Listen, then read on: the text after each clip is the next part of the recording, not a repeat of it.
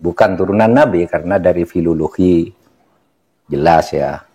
Kemudian dari historik jelas. Kemudian juga DNA yang terakhir itu yang sudah ini. Jadi saya tidak percaya. Tetapi bagi mereka yang percaya bahwa mereka itu turunan Nabi ya silakan aja. Saya tidak keberatan. Saya kalau bersalah ya dihukum kan begitu. Itu dalilnya. Jadi lalu kalau Habib lalu tidak dihukum, Habib tidak dosa itu kata siapa? Saya ini tidak tahu ya sejak kapan munculnya Habib ini sebagai kelas sosial yang tinggi gitu ya. Dulu waktu saya kecil Habib tuh ya biasa aja, jual minyak nyong-nyong, jual buku Ratib Hadad gitu, buku-buku dijajakan ke rumah lalu kita kasih makan. Itu Habib dulu. Saya tidak tahu kapan kemudian Habib dianggap orang ini. Saya kira kalau peristiwa politiknya saya menandai itu sejak zaman reformasi. Sebelum reformasi itu Habib ya sama aja dengan orang lain gitu. Kok tiba-tiba sesudah reformasi muncul satu kelas tertentu.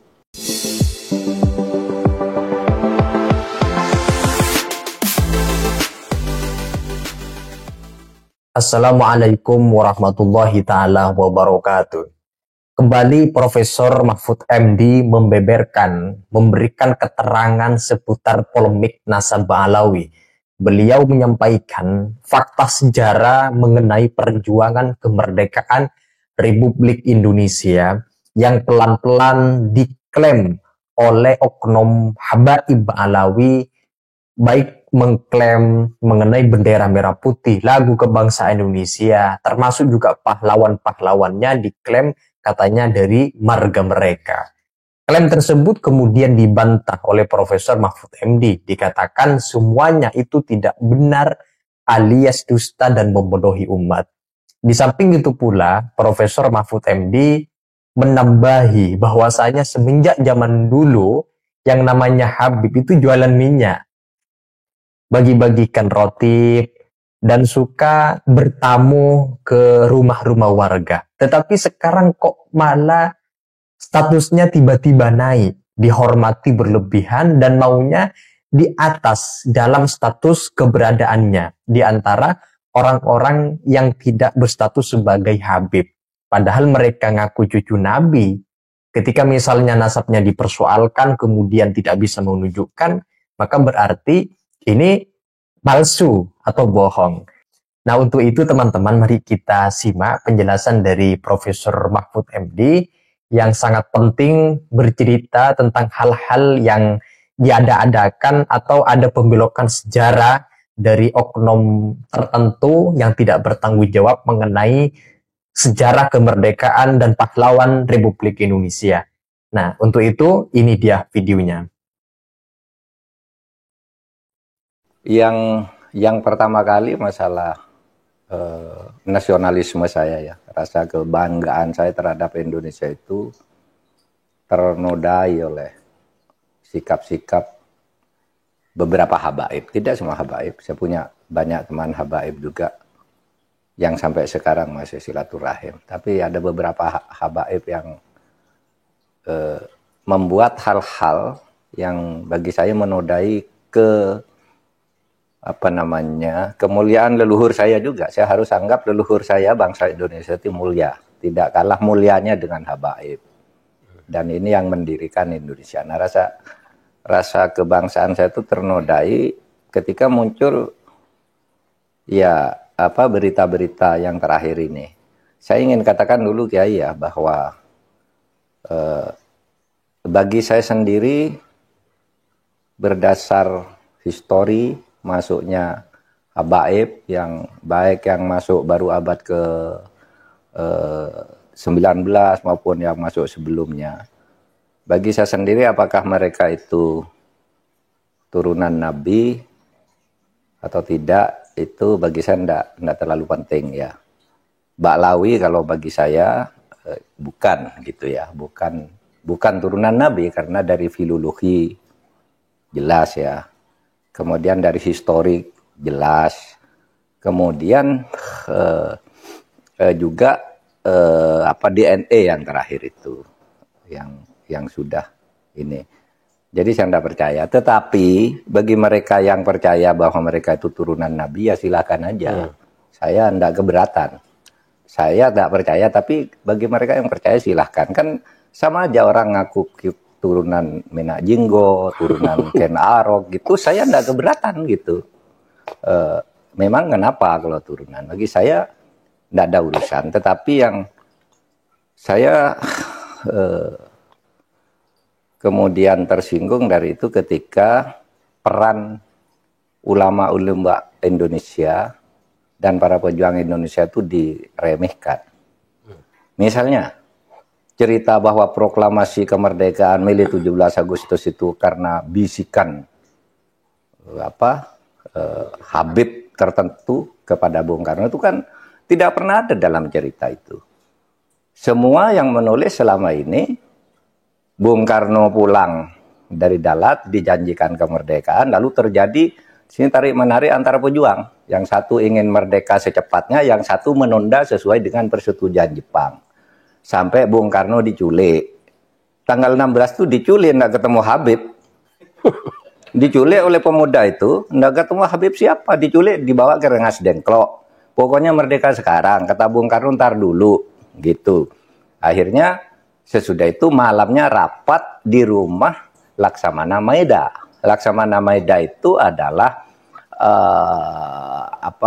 Dandim lah, Dandim kota Batavia, tapi angkatan laut kan, karena di Batavia, Dandim Batavia kalau itu.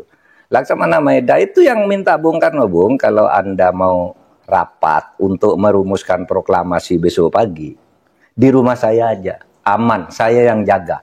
Bukan Habib, tidak ada Habib. Cerita Habib ini tidak pernah ada di dalam sejarah kecuali dulu menjadi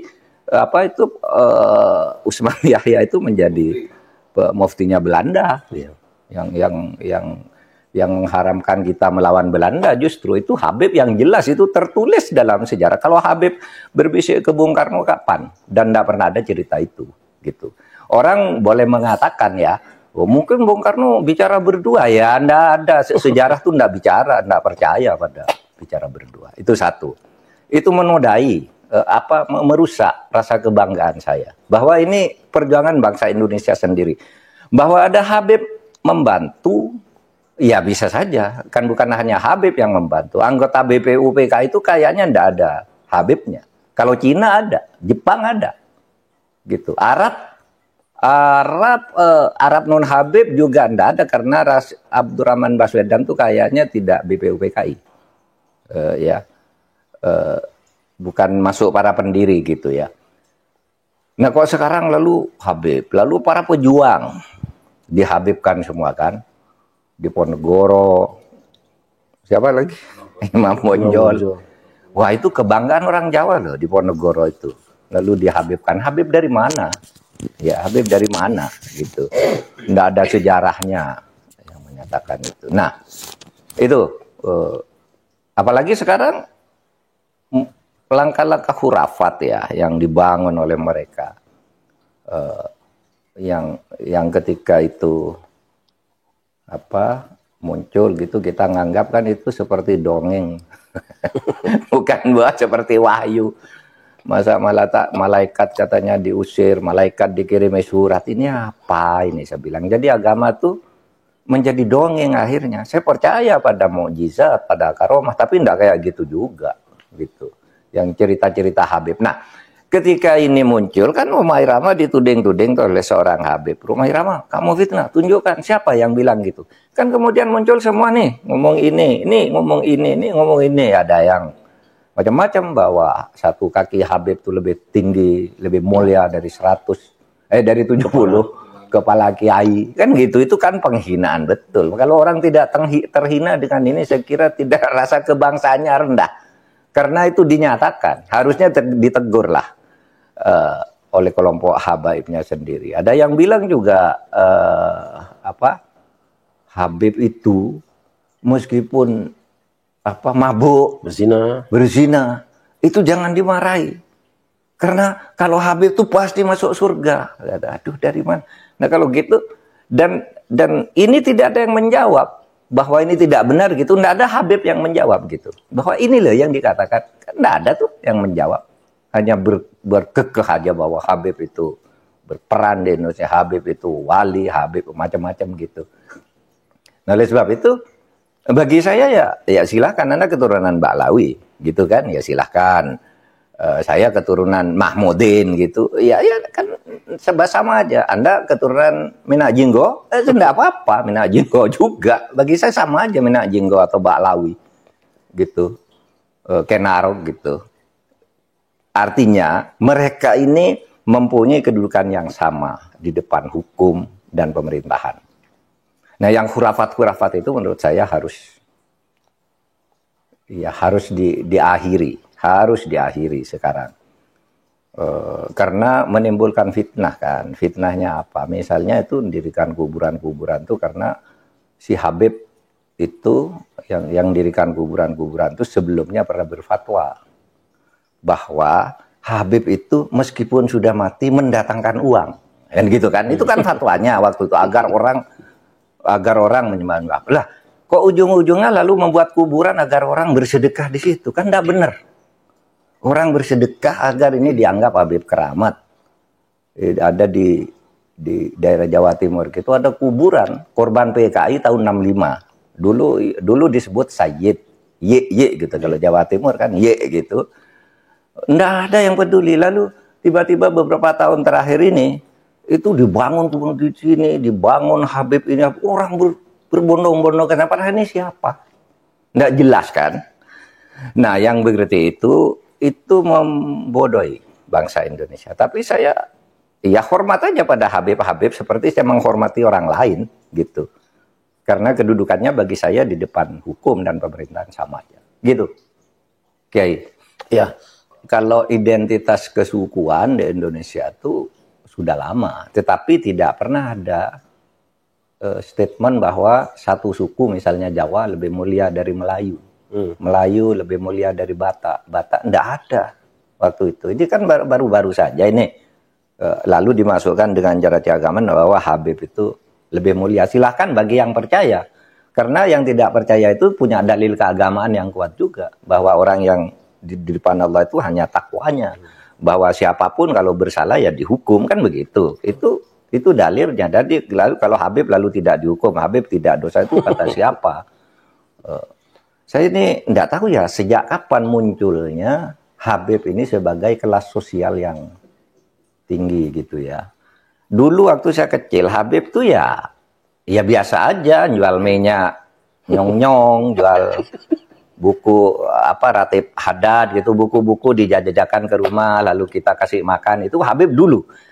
Saya tidak tahu kapan kemudian Habib dianggap orang ini. Saya kira kalau peristiwa politiknya saya menandai itu sejak zaman reformasi. Sebelum reformasi itu Habib ya sama aja dengan orang lain gitu. Kok tiba-tiba sesudah reformasi muncul satu kelas tertentu. Lalu kemudian melunjak-lunjak terus. Aduh, saya bilang bangsa Indonesia ini ya mulia juga. Dan Profesor Mahfud MD merasa gerah dengan kelakuan oknum Habib Ba'lawi yang kesana sini jualan klaim palsu dan doktrin-doktrin menyesatkan. Padahal apa yang mereka klaim semuanya yang diteliti, disimak oleh Prof. Mahfud itu semuanya tidak benar, dusta alias bohong.